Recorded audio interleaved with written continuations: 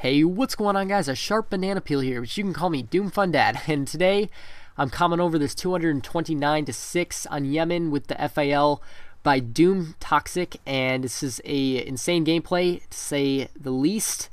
Now, as it is standard issue, make sure to go over and subscribe to the player of this gameplay's channel, DooM Toxic, because the players definitely deserve some more exposure for the gameplays they get. And yeah, that would just help him out a lot. You can also help me out by subscribing to me, where it says commentator in the description. But enough about that, so I'm going to get into my topic of this commentary. So this is kind of based off of, a little bit off of, I saw a commentary by a guy called Just Call Me Blackie a few months ago. I think he's a little bit inactive right now, but I saw this commentary, and I want to give quick creds to him on bringing up this topic, but I thought I could add to it. So basically the topic is why a lot of people prefer smaller YouTubers over bigger YouTubers. And the main point that he had was that the communication factor is there with smaller YouTubers. You're a lot more likely to come in contact with a smaller YouTuber than a bigger YouTuber, and I'll tell you why. One big thing is that obviously a smaller channel has a lot less people asking them questions every day and commenting on their videos wanting a response, where a huge channel, let's say your favorite YouTuber, he has 150,000 subscribers, he's got so many people asking him questions that if he replies to you, then it's not really fair, because he can't reply to everyone. So if he replies to you, then that's not really fair to everyone else who's asking a question. And sometimes people get mad, like, oh, like bigger YouTubers, they don't care about me, they never respond to my comment. Like, you maybe ask them a question, and then they don't respond, and you get super mad. And basically, like, they have too many people asking them questions for you to actually get a hold of them sometimes. And that's something that smaller YouTubers, number one, they're kind of like, they have less subs, so they're kind of more appreciative of the amount that they have. Like, they don't want to lose you. So I mean, that's not completely true that bigger YouTubers don't appreciate their subs, but it's just that smaller YouTubers are kind of more dependent on the subs they already have than the bigger YouTubers, because the bigger YouTuber, he's gaining subs every day. So I mean, the people that are smaller, let's take Matty Ice for example, or you guys might know him as Doom Magician. Now, Matt basically responds to every single comment. I've tried to do this before, but Matt is really good at keeping up with that. And a lot of people might prefer to, comment on his videos than a bigger YouTuber, for the sole reason that they're pretty much guaranteed a response, and people really appreciate that. But a guy who has a huge amount of subs, he's probably not going to respond to you, because you, compared to all these other YouTubers that he does like to talk to, you basically have no credibility compared to him. Like, it's all about, like, think about the popular people at your school. They probably don't talk to people that are unpopular. You know why? Because they want to talk to people who are also popular. They want to talk to people who have credibility that they feel like are worth their time.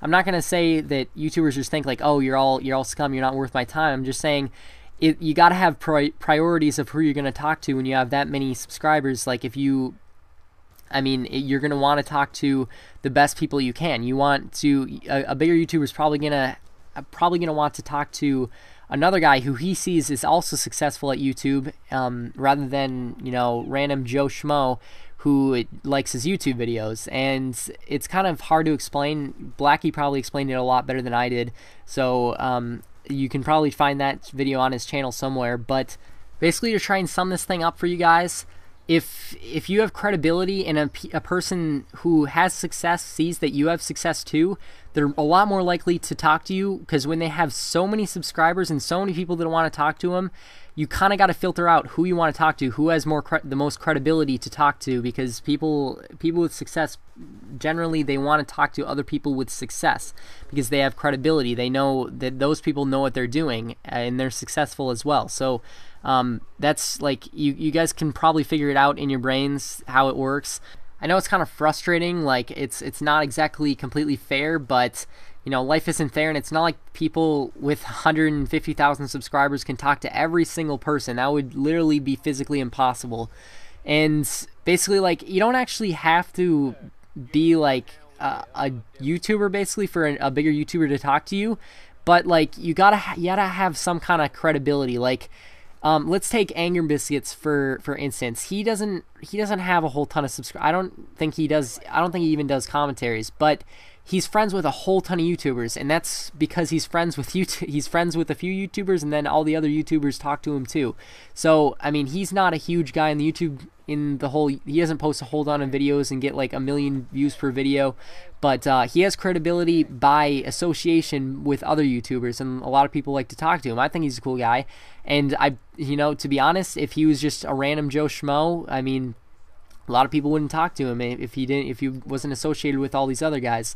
And I don't really care who you are. I'll respond to you, but I'm just trying to map out in your heads why so many bigger YouTubers don't respond to all these tweets from random people. It's because they don't have credibility. You can't for a person with a whole ton of subscribers to feel like you're worth their time for a response because they can't respond to everyone. You got to have some kind of credibility so that they know that you're a priority to actually talk to. So that's the best way I can explain it, I guess. I probably didn't do a great job, but know that I'll talk to you guys whenever you want, or I respond to just about every tweet. So I feel like I do a pretty good job. And a lot of smaller YouTubers, I'd say anywhere from 0 to like 15K, usually they're really active with their subscribers, responding to comments. I like to respond to as many as I can. Sometimes I get lazy with it, but I like to give everyone a piece of my time because I appreciate all of my subscribers. And the point I'm trying to get across here is that when you have a whole ton of people who all want to talk to you, it's not fair to just talk to one dude and ignore everyone else. So and it would literally take up all your time if you respond to everyone. So you got to filter out who's actually credible and who's worth talking to, I guess. And nothing wrong with that, I guess.